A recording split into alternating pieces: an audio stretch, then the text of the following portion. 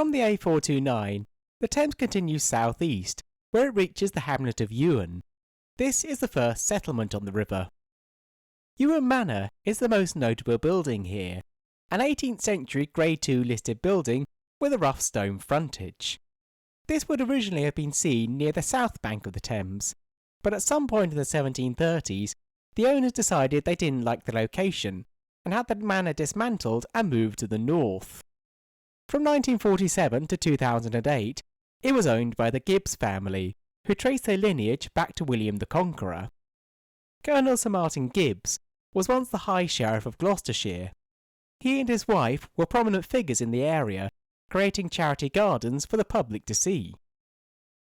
Ewen is connected to the south bank of the Thames in two places where the public have right of way. To the west is a low stone arch bridge known as Parker's Bridge. This is the main connection between Ewen and Kemble, and is the first bridge on the Thames to have an official name. The road is narrow here, so a wooden walkway cantilevers out from the bridge to allow pedestrians to cross safely. South of the town is a low bridge, a reinforced concrete structure topped off by stone. Here, the Thames path crosses from the north bank to the south. Between the two bridges is a 7-hectare estate known as Ewen Mill. Today, this is a fancy holiday chalet with its own private bridge across the Thames.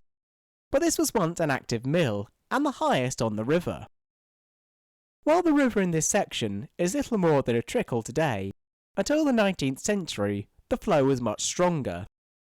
8 mills once existed above Cricklade, driving a variety of machinery from grain mills to forges.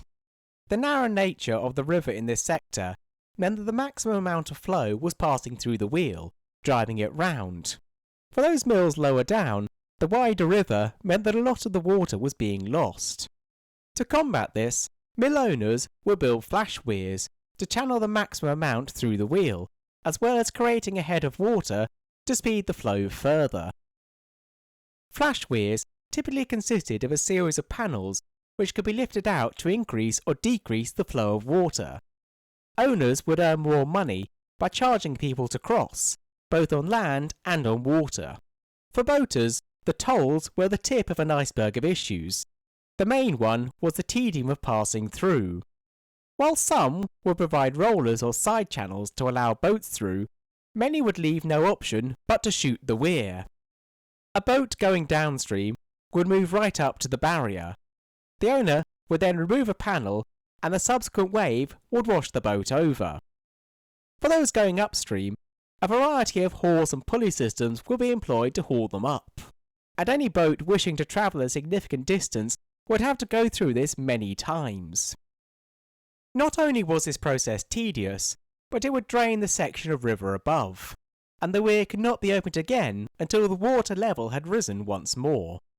Depending on how the river was flowing, this wait could be anything from hours to weeks, and while they filled, it would interrupt the flow of the river downstream, creating many shallow, stagnant sections.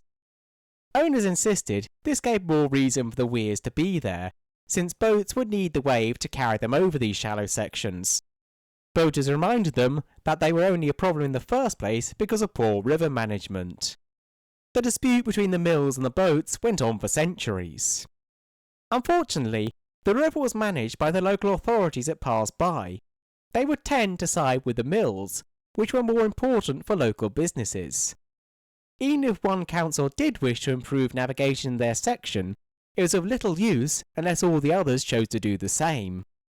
Finally, in 1751, the Thames Navigation Commission was formed, putting the whole river under a single authority for the first time. With the Canal Revolution in full swing, they sought to make the Thames into a fully navigable river. Unnecessary flash weirs were removed, and investment raised to create pound locks to carry the boats over the remaining weirs. By the 1760s, river trade was flourishing. The pound locks were also a lot less wasteful than flash locks, and so it was easier to regulate the flow through the mills, and operation there could be much smoother too. But just as the mills were establishing a rapport with river traffic, they began to be superseded by the steam engine. Faster, more powerful, and not at the mercy of nature. one by one, the mills began to shut down. Some are now preserved buildings, others have disappeared altogether. Some, like Ewen, have been repurposed through various revival schemes. From Ewen, the Thames turns south, running through open countryside for a while until reaching its next village. But that is a story for next time. Thank you all for watching. Don't forget to like, share and subscribe to let the YouTube algorithm know that you would like to see more content like this. And why not leave a comment to let me know what you all think. I am currently working on the next part of this series, which should be with you in the next few weeks. In the meantime, why not check out my other videos? See you soon!